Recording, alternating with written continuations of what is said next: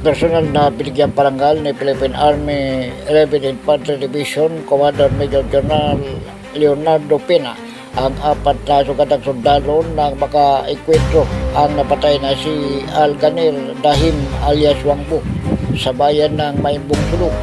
Ayon sa ulat, si Wangbo ay number 2 most wanted sa napagita lalawigan. Kinilalang mga sugatan na sina Corporal Richard Saino, Corporal Harold Ugay at PFC Aldwin Range Tindin na ginagamot sa Cap Navarro General Hospital. Nilalapatan din ng lunas sa Cap Bautista Hospital si PFC Jomel Tumbo sa headquarters ng 11th Infantry Division sa nabanggit na mga ospital. Ginawaran ang mga ito ng medalya ng sugatang sundalo ni Major General Pina. Ito'y direktang iginagawa ng Forces of the Philippines sa mga sundalong sugatan sa mga ekwentro. Base sa ulat ng militar, si Wangbo ay notorious na kriminal at tulak ng illegal na droga sa sulok.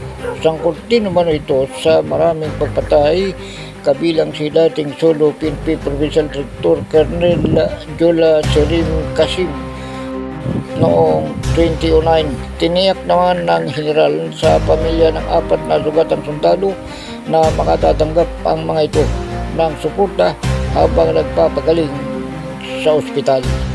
Ako si Edwin Moreno sa TWRB 103.9 News FM.